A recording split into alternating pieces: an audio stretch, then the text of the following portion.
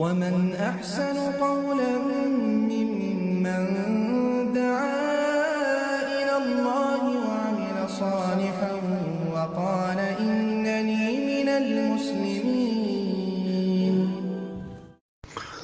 ওয়ালাইকুম আসসালাম ওয়া রাহমাতুল্লাহি ওয়া বারাকাতুহু। জিয়াদার সম্মানিত ভাই জনাব আব্দুল কাদের ইন্ডিয়া থেকে জানতে চেয়েছেন যে ইমামের পিছনে সূরা ফাতিহা পড়তে হবে কিনা।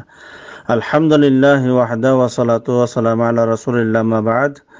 জি সম্মানিত ভাই, ইমামের পিছনে সূরা ফাতিহা পড়তে হবে কিনা এ বিষয়ে ওলামাদের মধ্যে মতানৈক্য রয়েছে, এতে কোনো সন্দেহ নাই। তবে এই ক্ষেত্রে উত্তম হলো এই, সতর্কতামূলক কাজ হলো এই, মতানৈক্য থেকে বেঁচে থাকার জন্য ইমামের পিছনে সূরা ফাতিহা পড়ে নেওয়াটাই হচ্ছে উত্তম। এবং শেখ ইবনে বাজ রাহিমাহুল্লাহ এই কথা পরিষ্কার বলেছেন যে ইমামের পিছনে চাহে সে নামাজ উচ্চ স্বরের হোক চাহে নিম্ন স্বরের হোক, উভয় অবস্থাতেই মুক্তাদিকে কি করতে হবে? সূরা ফাতিহা পাঠ করতে হবে। সূরা ফাতিহা অবশ্যই সে পাঠ করবে। তবে যদি সে ভুলবশতভাবে বা অজ্ঞতাবশতভাবে যদি পড়া ছেড়ে দেয় তাহলে কোনো অসুবিধা নাই, তার নামাজ হয়ে যাবে।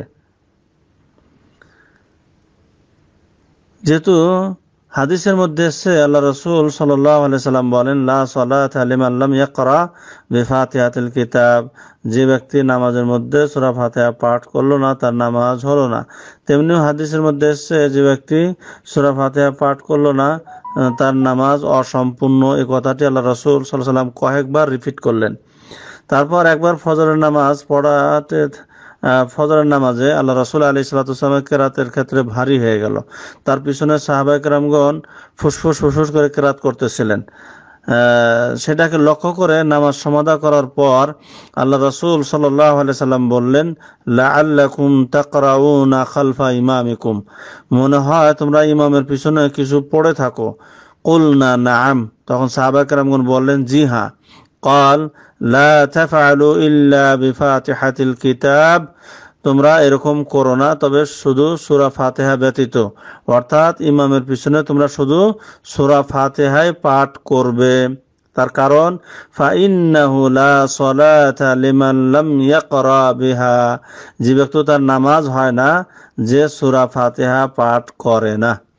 তাই এই সমস্ত হাদিসকে কেন্দ্র করে ওলামায়ে মুহাক্কিকিনগণ কথা পরিষ্কার বলেছেন যে ইমামের পিছনে চাহে সে নামাজ উচ্চ স্বরের হোক বা নিম্ন স্বরের হোক, উভয় অবস্থাতেই মুক্তাদিরা সূরা ফাতিহা পাঠ করবে। তবে যদি কোনো ব্যক্তি ভুলবশতভাবে বা অজ্ঞতাবশতভাবে অথবা কোনো ইমামের অনুসরণ করতে গিয়ে, কোনো মাযহাবের অনুসরণ করতে গিয়ে যদি না পড়ে আর মনে করে যে ইমামই এই ক্ষেত্রে যথেষ্ট, তাহলে সে ক্ষেত্রে ভিন্ন। তবে উত্তম হলো এই, মতানৈক্য থেকে বেঁচে থাকার জন্য উত্তম হলো ইমামের পিছনে সূরা ফাতিহা পাঠ করে নেওয়া। এবং এই কথাই ওলামায়ে কেরামগণ অগ্রাধিকার দিয়েছেন। ওলামায়ে কেরামগণ এই মতটিকেই প্রাধান্য দিয়েছেন যে সূরা ফাতিহা ইমামের পিছনে পাঠ করবে। শেখ ইবনে বাজ, শেখ ইবনে উসাইমিন এবং সৌদি আরবের ফতোয়া কমিটি থেকেও এই ফতোয়া দেওয়া হয়েছে যে সূরা ফাতিহা চাহে ইমাম হোক চাহে মুক্তাদি হোক, চাহে সে জামাতে পড়ুক চাহে সে একাকী পড়ুক, সর্ব অবস্থাতেই সূরা ফাতিহা পাঠ করতে হবে। বাকি আল্লাহু আ'লাম বিস-সাওয়াব। আসসালামু আলাইকুম ওয়া রাহমাতুল্লাহি ওয়া বারাকাতুহু।